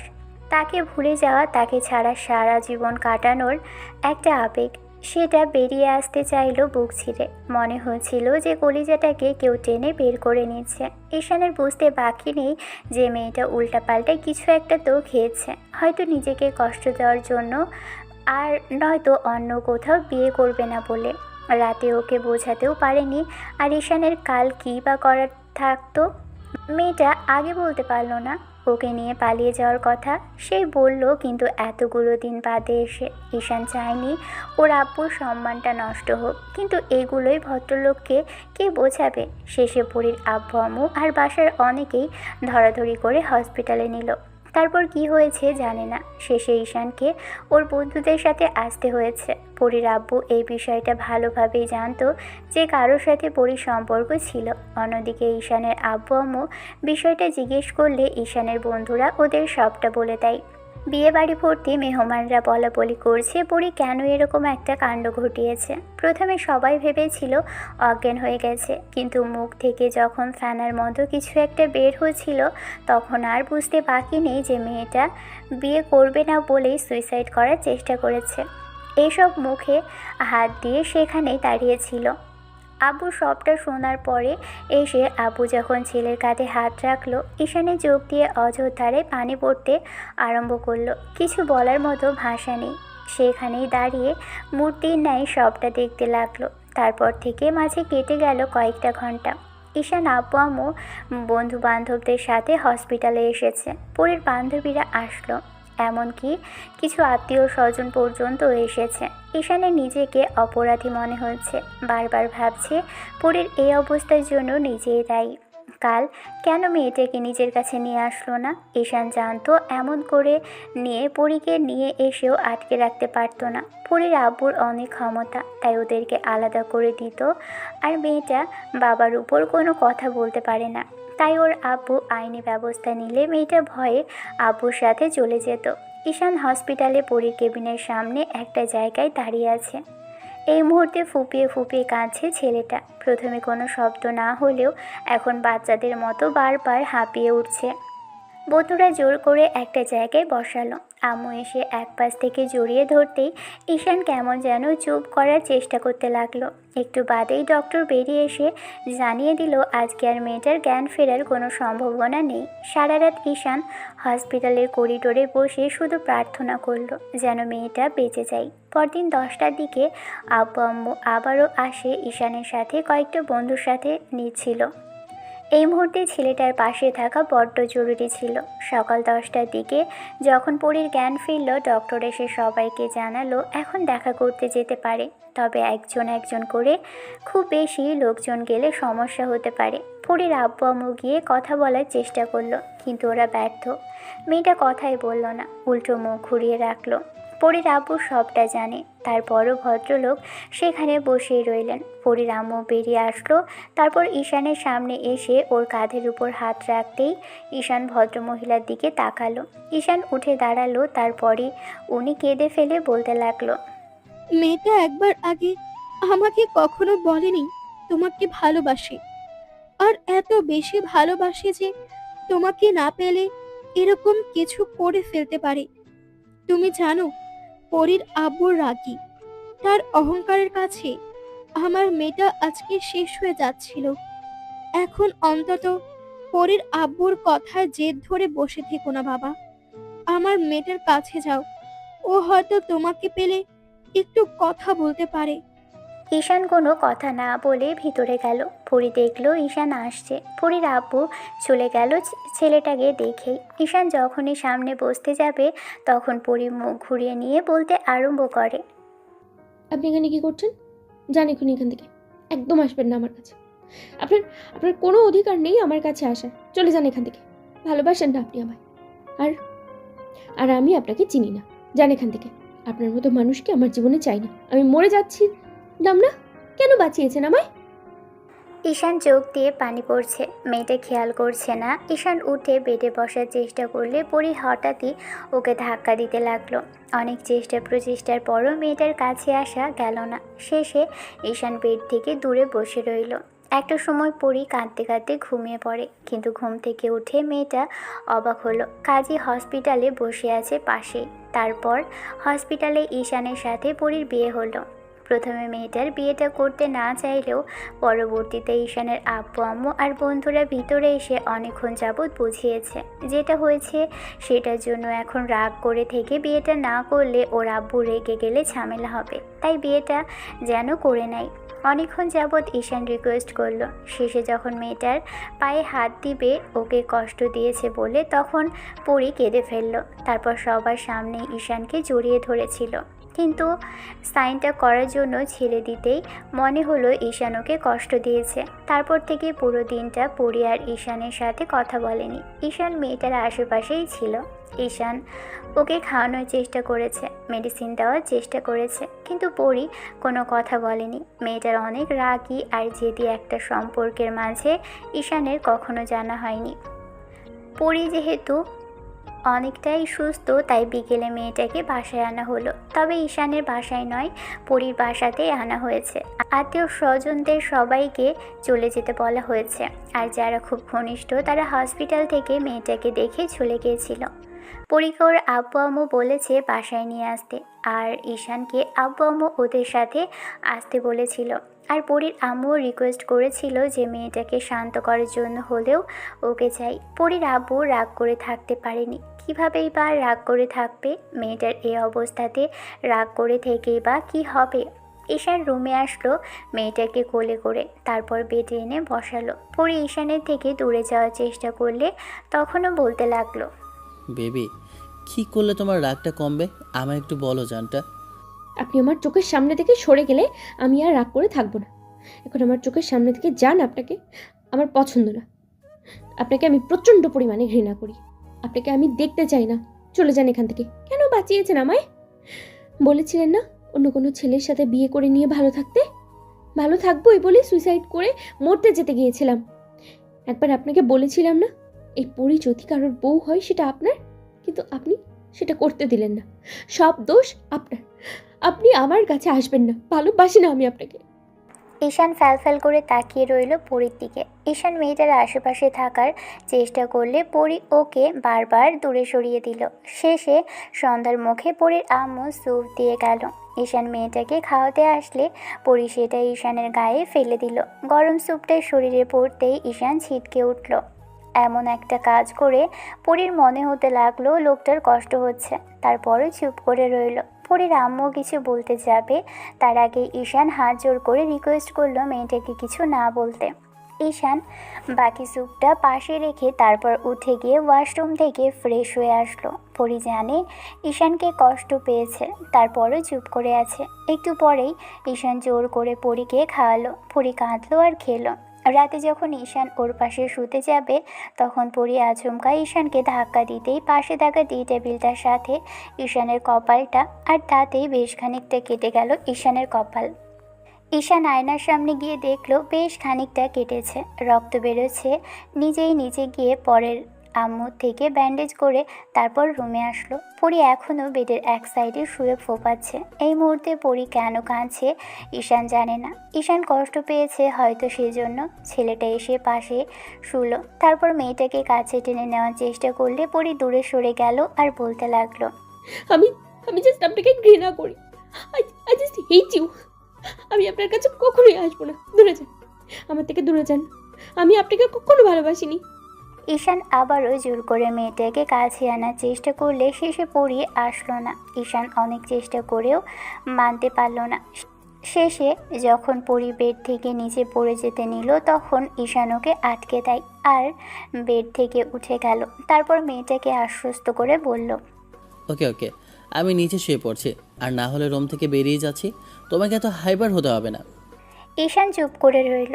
তখন ঈশান নিচে শুয়ে পড়তে গেলে খেয়াল করলো আশেপাশে কিছু নেই। তখন রুম থেকে বেরিয়ে গেল। সারা রাত আর মেয়েটার রুমে আসেনি। শেষে পরীর মনে হতে লাগলো কোথায় গেল মানুষটা, চলে গেছে তাহলে। যাকে ওটাতে কি, এসব ভেবেই রুমের দরজা খুলে বাইরে এসে দেখলো রুমের এক সাইডে দেয়ালে পিঠ ঠেকিয়ে ছেলেটা শুয়ে আছে। পরী কিছুক্ষণ মুখে হাত দিয়ে বসে থেকে নিজেই কেঁদে ফেললো। মানুষটার কপালটা কতখানি কেটে গেছে ভেবে আবারও বেডে বসে কাঁদতে লাগলো। একটু বাদে মেয়েটার কান্নাকাটিতে ঘুম ভাঙতেই ছেলেটা তাড়াহুড়ো করে এসে সামনে বসে, তারপর মুখের পাশে হাত দিয়ে কপালে চুমু দিতে গেলে পরী সরিয়ে দিল। ঈশান কিছু বলার আগেই পরী বলতে লাগলো, একদম আধিক্যতা দেখাবেন না। ভালোবাসি না আপনাকে, বলেছি না। তারপরে এত নাটক কিসের জন্য? ঈশান কথা বলল না। আলতো করে পরীকে জড়িয়ে ধরতে গেলে পরী ওকে ধাক্কা মেরে দূরে সরিয়ে দিয়ে ওয়াশরুমে চলে গেল। তারপর মেয়েটা একটা কালো শাড়ি পরে বের হয়। ঈশান জানে না মেয়েটাকে শাড়ি পরা শিখলো কোত্থেকে, তবে বেশ ভালোই পড়েছে। ঈশান ভেবেছিল পরীর সাথে বিয়েটা হবে না। ঈশান ওদের সম্পর্কের মাঝে বলেছিল বিয়ের প্রথম দিন ওকে শাড়ি পরাবে, কিন্তু আর হলো কোথায়। মেয়েটা বেডের এক সাইডে বসে রইল। মেয়েটা আয়নার সামনে গিয়ে নিজেকে গোছাতে ব্যস্ত। ছেলেটা ফ্রেশ হয়ে আসলো। সকল জল্পনা কল্পনা সব কিছুর অবসান ঘটিয়ে ঈশানের মনে হতে লাগলো এখন মেয়েটার কাছে একটু যাওয়ার চেষ্টা করলে হয়তো কোনো ঝামেলা করবে না। কিন্তু ঈশান যখনই এসে পরীর পিছনে দাঁড়ালো, মেয়েটা ঈশানের উপস্থিতি টের পেয়ে ওর দিকে ফিরতে ঈশান এগিয়ে আসলো। খবর জড়িয়ে ধরে মেয়েটাকে নিজের সাথে মেশানোর সাথে সাথেই পরী অবাকে চরম সীমানায় পৌঁছে গেল। ধাক্কা মেরে ঈশানকে দূরে সরানোর চেষ্টা করতেও যখন পারল না, তখন ঈশান ওর ঘাড়ের উপর থেকে চুলগুলো সরিয়ে দিয়ে চুমো দিতে গেলে পরী ছিটকে দূরে সরে গেল। তারপর ঈশানের দিকে ফিরে পড়ি হুটহাট করেই কিছু একটা হাতের কাছে পেয়ে সেটা ঈশানের দিকে ছুঁড়ে মারল, যেটা গিয়ে লাগলো ঈশানের বুক বরাবর। ছেলেটা বুঝতে পারলো বুকের অনেকটা ছিলে কিংবা কেটে গেছে। ঈশান কোনো কথা না বলে ওয়াশরুমে গিয়ে দেখলো বুকের বাঁ সাইডে অনেকখানি কেটে গেছে। যদি মেয়েটাকে বিয়ে করার পর থেকে এত বেশি টর্চার সহ্য করতে হচ্ছে, তারপরও এসব চুপ করে মুখ বুজে সবটা সহ্য করে নিয়েছে। ঈশান জানে পরীর এই কষ্টের কাছে ওর কষ্টটুকু সামান্য। পরী রুম থেকে বেরিয়ে যায়। একটু বাদে ঈশান এসে শার্টটা খুলে তারপর বুকটা দেখতে থাকে।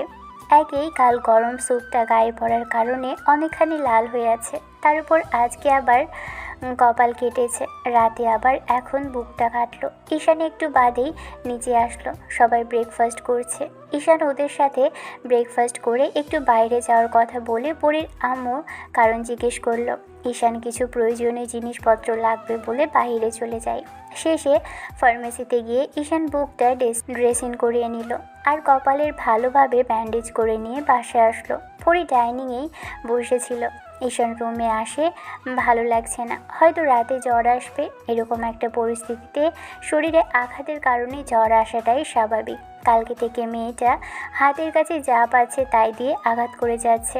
ঈশান শার্টটা খুলে তারপর বুকের ক্ষতটা দেখতে লাগলো। এরই মাঝখানে পরী দরজার সামনে এসে দাঁড়িয়ে ঈশানের এরকম কর্মকাণ্ড দেখতে লাগলো। ঈশান মেয়েটার উপস্থিতি টের পেয়ে শার্ট গায়ে জড়িয়ে নিল আর ব্যালকনিতে গিয়ে দাঁড়িয়ে রইল। রাগের মাথায় মানুষটার গায়ে আঘাত করে ফেলেছে, কাল রাতে ধাক্কা দিয়ে ফেলে দিয়েছে। কপালের ব্যান্ডেজটা দেখে বোঝা যাচ্ছে ঠিক কতটুকু কেটেছে। কিন্তু আশ্চর্যের বিষয়, ছেলেটা কাউকে কিছুই বলল না, আর কেউ এসব দেখে ওকে কিছু জিজ্ঞেসও করলো না। তাতেই পরী বুঝতে পারলো যে ঈশানের আর কোনো অভিযোগ নেই। শেষে যখন ঈশান রুমের মধ্যে থেকে কান্নার আওয়াজ পেল, তাড়াহুড়ো করে ভিতরে এসে দেখলো পরী ফুঁপিয়ে উঠেছে। ঈশানের সামনে বসতে গেলে পরী ওর দিকে তাকাতেই ঈশানের থেকে কিছুটা দূরত্ব বজায় রেখে বলতে লাগলো, পরি বেবি, কি হয়েছে তোমার? কাছে কেন শোনা পাখি? আর কান্না করবারই বা কি আছে? তাহলে নাও, মারো বকো। আর শুনলাম নাকি তোমার আব্বুর লাইসেন্স করা রিভলভার আছে, সেটা দিয়ে না হয় একেবারে শেষ করে দিতে পারো, অন্তত তাতে তোমার যন্ত্রণাটা কিছু হলেও কমবে। ঈশান কথাটা তাচ্ছিল্য করে বলতেই পরী তাড়াহুড়ো করে এগিয়ে আসে। তারপরে ঈশানের শার্টের বোতামটা টেনে ছিঁড়ে ফেললো। বুকের ক্ষত আর কাটা জায়গাটা আর কপালের ব্যান্ডেজে হাত বোলালো। এবার পরী ঈশানের বুকে আলতো করে ঠোঁট ছোঁয়ালো মেয়েটার। ঈশান ওর এরকম কর্মকাণ্ডে হতবাক। বেশ কিছুক্ষণ চুপ করে রইল ছেলেটা। একটু সময় পরী ঈশানের বুকে মাথা টেকিয়ে ফুঁপিয়ে উঠল। ঈশান জড়িয়ে ধরছে না আজকে আর। পরী চুপচাপ বুকের মধ্যে রইল। অনেকটা সময় পর ঈশান পরীর মাথায় হাত রাখলো, চুপচাপ চোখ জোড়া বন্ধ করে রাখলো। ঈশানও কোনো কথা বলছে না। ছেলেটার চুপচাপ পরীকে জড়িয়ে ধরে রেখেছে।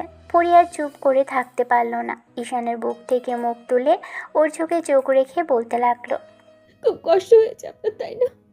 আমি আর আগের মাথায় এই করে ফেলেছি এমনটা। দেখেন, আপনি যা শাস্তি দেন। না, আমার জান পাখিটাকে আমার শাস্তি দেওয়ার আছে না, আমি তার উপর রাগ করে আছি। আমার জন্য তুমি যে কষ্টটুকু পেয়েছো তার কাছে এটুকু সামান্য বেবি। আমি এতে কিছু মনে করিনি। জানটা দিন শেষে তুমি আমার হয়েছো, সেটা আমার কাছে অনেক বড় পাওয়া। তবে আমার এখনও ভয় হচ্ছে আজ বাদে কাল তুমি আমার থেকে হারিয়ে যাবে না তো পরি? না, কখনো না, কোথাও যাব না, মরে যাব তো। পরী কথাগুলো শেষ হওয়ার আগেই ঈশান ওর ঠোঁটের উপর আলতো করে ঠোঁট ছোঁয়ালো। মেয়েটা চোখ বন্ধ করে নেয়। তারপর ঈশানের চুলগুলো দুহাতে খামচে ধরে। ঈশান পাগলিটাকে কোমরে জড়িয়ে ধরে কিস করায় মন দিল। ভালো থাকুক ভালোবাসা। দেখা হচ্ছে অন্য কোনো দিন অন্য কোনো গল্পে। ততদিন পর্যন্ত সুস্থ থাকবেন, ভালো থাকবেন, আমাদের সাথেই থাকবেন। ধন্যবাদ। আল্লাহ হাফেজ।